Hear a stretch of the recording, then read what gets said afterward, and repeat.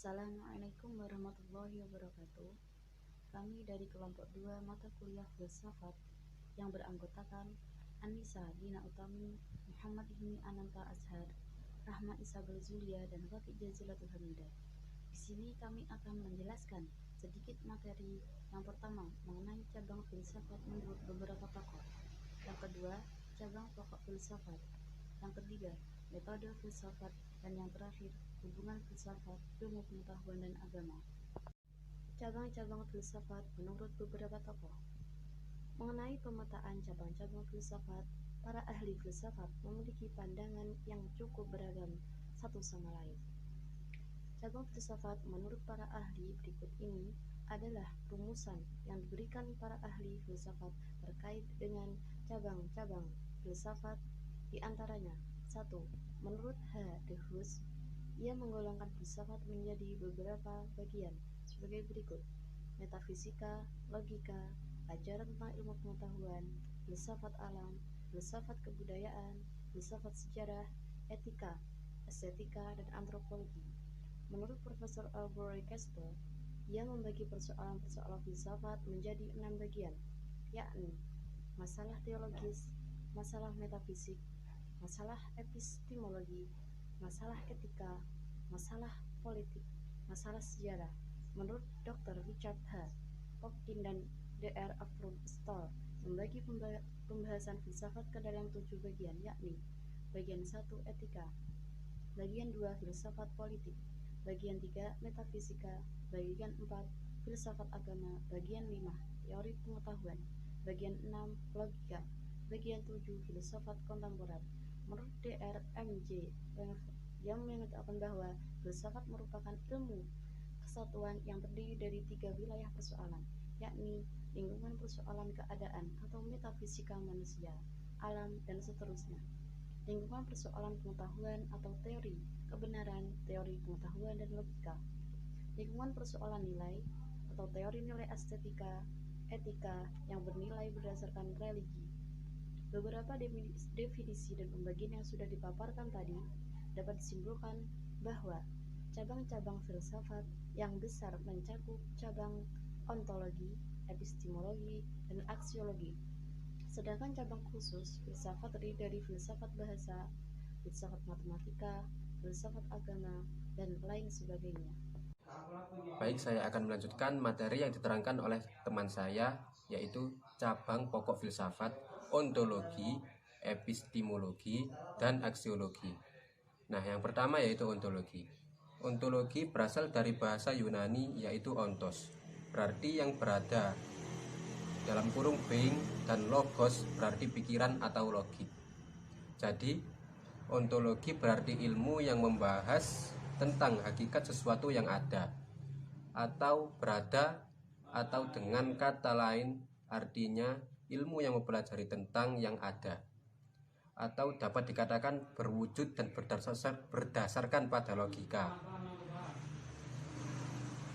Objek kajian ontologi disebut ada, maksudnya berupa benda yang terdiri dari alam, manusia individu, umum, terbatas, dan tidak terbatas, dalam kurung jiwa. Di dalam ontologi juga terdapat aliran, yaitu aliran monoisme, yaitu segala sesuatu yang berasal dari satu sumber, dalam kurung satu hakikat. Dalam aspek ontologi diperlukan landasan-landasan dari sebuah pertanyaan-pertanyaan dalam sebuah ilmu. Landasan-landasan itu biasanya kita sebut dengan metafisika. Metafisika merupakan cabang dari filsafat yang menyelidiki gerakan atau perubahan yang berkaitan dengan yang ada, kurung being. Nah, yang kedua yaitu epistemologi. Secara etimologi, epistemologi merupakan kata gabungan yang diangkat dari 2 kata dalam bahasa Yunani, yaitu episteme dan logos. Epistem berarti pengetahuan atau kebenaran, dan logos berarti pikiran, kata atau teori. Dengan demikian, epistemologi dapat diartikan sebagai pengetahuan sistematik mengenai pengetahuan. Epistemologi dapat juga diartikan sebagai teori pengetahuan yang benar, dalam kurung theory of knowledge. Epistemologi adalah cabang filsafat yang membicarakan tentang asal-muasal, sumber, metode. struktur, dan validasi atau kebenaran pengetahuan. Istilah epistemologi dipakai pertama kali oleh J.F. Ferriere untuk membedakannya dengan cabang filsafat lain, yaitu ontologi (metafisika umum). Filsafat pengetahuan epistemologi merupakan salah satu cabang filsafat yang mempersoalkan masalah hakikat pengetahuan. Epistemologi merupakan bagian dari filsafat yang membicarakan tentang terjadinya pengetahuan, membicarakan tentang sumber pengetahuan, asal mula pengetahuan, batas-batas, sifat-sifat, dan kesahihan pengetahuan. Objek material epistemologi adalah pengetahuan. Objek formal epistemologi adalah hakikat pengetahuan. Aspek epistemologi merupakan aspek yang membahas tentang pengetahuan filsafat. Aspek ini membahas bagaimana cara kita mencari pengetahuan dan seperti apa pengetahuan tersebut. Dalam aspek epistemologi ini terdapat beberapa logika, yaitu analogi, silogisme, premis mayor, dan premis minor. Dan yang ketiga atau yang terakhir yaitu aksiologi. Aksiologi adalah istilah yang berasal dari kata Yunani, yaitu axios yang berarti nilai. Sedangkan logos berarti ilmu atau ilmu ya. Aksiologi merupakan cabang filsafat ilmu yang mempertanyakan bagaimana manusia menggunakan ilmunya. Aksiologi dipahami sebagai teori nilai. Jujun S. Suryasumandri mengartikan aksiologi sebagai teori nilai yang berkaitan dengan kegunaan dari pengetahuan yang diperoleh. Menurut John Sinclair, dalam lingkup kajian filsafat nilai merujuk pada pemikiran atau suatu sistem seperti politik, sosial, dan agama. Sedangkan nilai itu sendiri adalah sesuatu yang berharga yang diidamkan oleh setiap insan. Aksiologi adalah ilmu yang membicarakan tentang tujuan ilmu pengetahuan itu sendiri. Jadi, aksiologi merupakan ilmu yang mempelajari hakikat dan manfaat yang sebenarnya dari pengetahuan. Dan sebenarnya ilmu pengetahuan itu tidak ada yang sia-sia kalau kita bisa memanfaatkannya, dan tentunya dimanfaatkan dengan sebaik-baiknya. Dan di jalan yang baik pula, karena akhir-akhir ini banyak sekali yang mempunyai ilmu pengetahuan yang lebih itu dimanfaatkan di jalan yang tidak benar. Pembahasan aksiologi menyangkut masalah nilai kegunaan ilmu. Ilmu tidak bebas nilai. Artinya, pada tahap-tahap tertentu kadang ilmu harus disesuaikan dengan nilai-nilai budaya dan moral suatu masyarakat, sehingga nilai kegunaan ilmu tersebut dapat dirasakan oleh masyarakat dalam usahanya meningkatkan kesejahteraan bersama, bukan sebaliknya malah menimbulkan bencana. Metode filsafat. Sebenarnya secara filsafat telah dikembangkan sejumlah metode filsafat yang berbeda dengan cukup jelas. Analisis selanjutnya tentang metode yang digunakan dalam upaya mempelajari filsafat adalah sebagai berikut. 1. Metode kritis. Metode ini dipergunakan oleh Socrates dan Plato. Prinsip dari metode ini adalah bersifat analisa, istilah, dan pendapat. 2. Metode intuitif. Metode ini dipergunakan oleh Plotinus dan Bergson.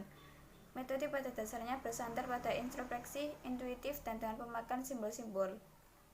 3. Metode skolastik. Metode ini dipergunakan oleh Aristoteles dan Thomas Aquinas pada abad pertengahan. 4. Metode matematis. Metode ini dipergunakan oleh Descartes dan pengikutnya. 5. Metode empiris. Metode ini dipergunakan oleh Thomas Hobbes, John Locke, Berkeley, dan Hume. 6. Metode transendental. Metode ini dipergunakan oleh Immanuel Kant dan kelompok neoskolastik.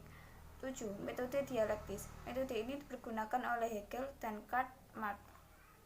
8. Metode fenomenologi. Metode ini dipergunakan oleh Edmund Husserl dan kelompok eksistensialisme. 9. Metode neopositivistik. Metode ini pada prinsipnya meletakkan pemahaman terhadap hakikat kenyataan dengan jalan mempergunakan aturan-aturan. 10. Metode analitika bahasa.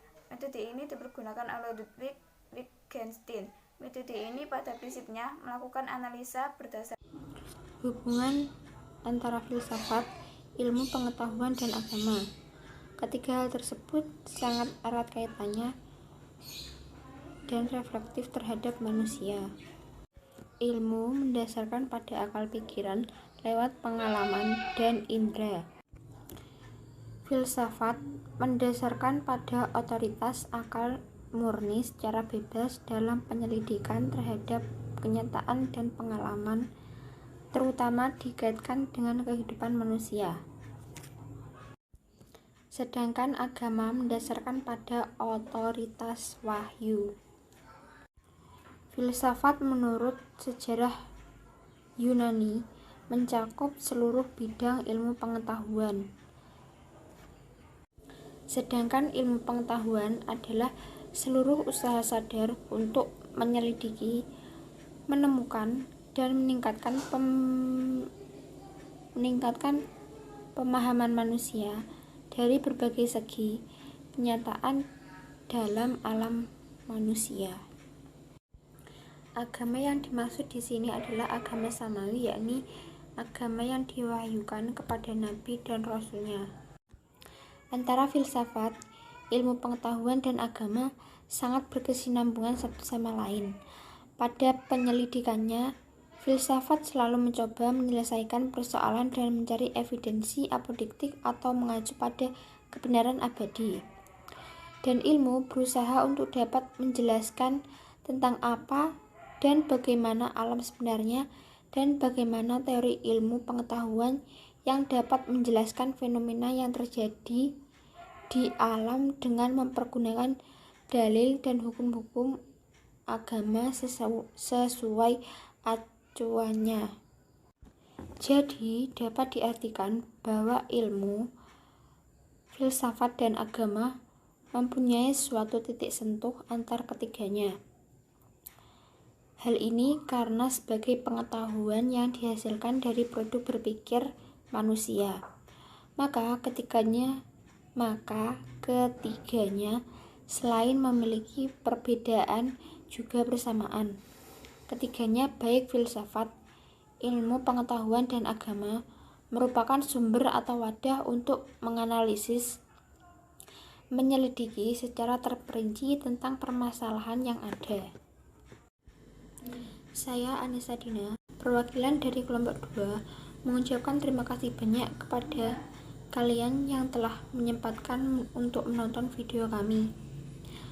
Apabila ada salah kata maupun perbuatan, saya dan teman-teman mohon maaf.